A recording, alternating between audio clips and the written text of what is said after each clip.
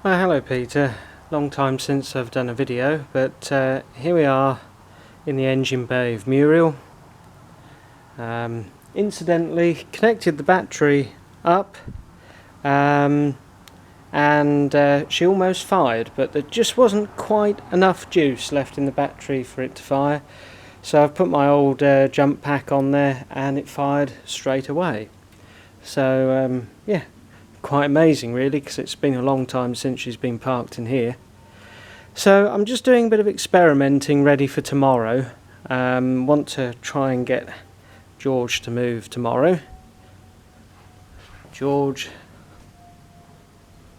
is there at the front of the Archon, and Muriel is there at the back of the Archon. Anyway, oh, and Basil's over there.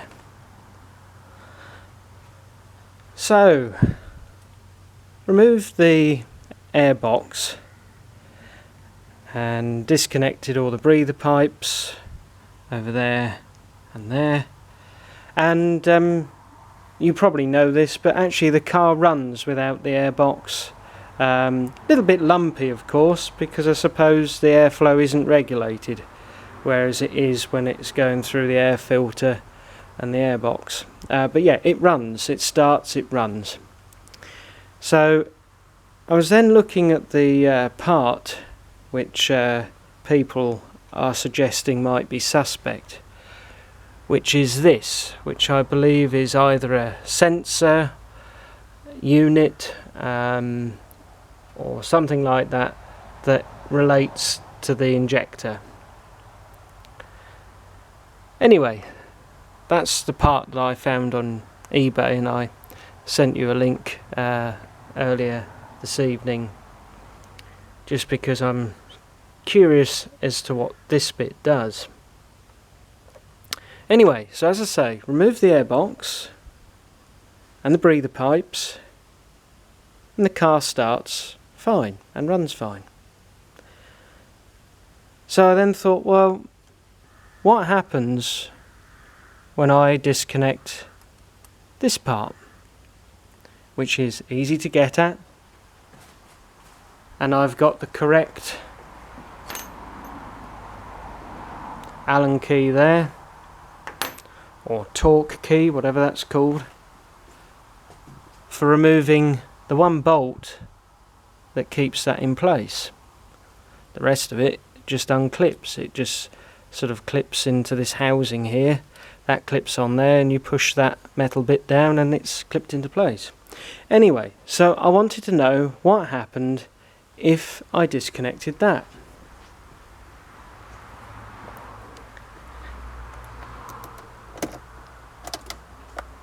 And this is what happens.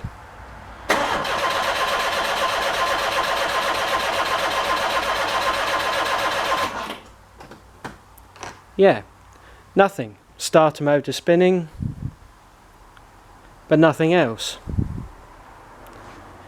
Which is a strange coincidence, because that is exactly what this car does here. The exact same symptom by just unplugging that. So, because that is a similarity to what this car is doing, tomorrow, when I remember to bring the correct key for this car, I'm going to try exchanging that part. Well, it can't hurt really, because that is a really simple part to get at and unplug, and if that is the cause of why this car won't start, then happy days.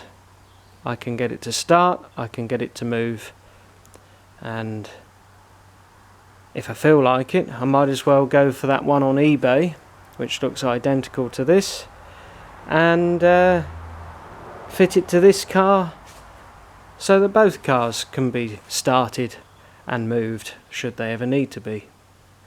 Because as much as I'm not bothered about moving Muriel anywhere at the moment, it would of course be handy to be able to start the car and move it, should I need to. So, looks as if we could be onto something possibly. So my job tomorrow morning, I've got a couple of hours spare in the morning, I've got a busy afternoon, but in the morning I'm going to try swapping that over. Another ex-Rover owner I know suggested it could be this sensor here. I can't remember what he called it. It could be something like an air mass flow sensor, not sure, but this part here. But of course I've been running this car without that attached and without the airbox, and it runs, albeit a bit lumpy, but it runs, which this car doesn't do at all. It doesn't even run lumpy, it just will not start. So I don't think it can be that, and no one else has suggested that. It's obviously something he had go wrong on his Rover 414 many years ago. Similar situation with it being a single point injection. So he mentioned that. But no, don't think it can be that, and no one else has suggested. So I really do think first things first is to swap this over, which I shall do. You've of course mentioned it could be a wiring loom. Well, I can see this is where the wiring loom starts, but as for where it finishes, I don't really know. So I'm not going to get involved in that side just yet, but that probably would be the next thing, to try another wiring loom. And then if that doesn't work, I might then investigate in trying to disconnect this ECU and swapping it with the one on George. But let's start easy first. I'm quite convinced, from what I found out this evening from just trying to start this car without that plugged in, that that could be what the cause is. Yeah, I do think that could be it. I certainly hope it is anyway. Also encouraging to know that this car still starts first time. And, you know, not forgetting George, he always did start first time. This is the first time that there's really been a problem. So, yeah. Starting to feel a bit more positive. It's just simply been, recently I've not had the time to do this sort of thing. There hasn't been the time in the day to be tinkering about, but tomorrow morning hopefully I should get the chance. And you know, it'll just be great to be able to move the car, because currently I've got two cars stuck behind this one that can't go anywhere, and whilst I don't need them to move at this moment, it would be handy to be able to move them at some point. I still haven't actually even had the chance. Oh, I haven't got the right key. Of course. I still haven't actually had the chance to even investigate what's even in this boot.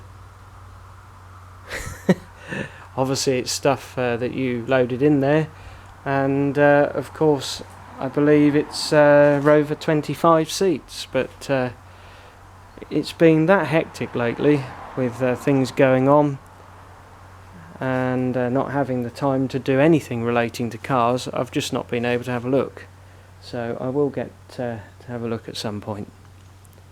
But anyway, I thought perhaps you might possibly appreciate the little update video. Haven't done them for a while now, so yeah, something to try tomorrow. And whilst I'm here tomorrow, I'll also put that jump pack on Basil and get him fired up and running for half an hour or so, because that's not been started for quite a while either. So getting a bit dusty in here. I didn't actually get the chance to cover the car up. The trouble is, when I'm doing things on my own, trying to get a cover on in a limited amount of space is rather awkward. So the covers are still actually over there, not even on the cars. I think there's two there, but I have got a third one.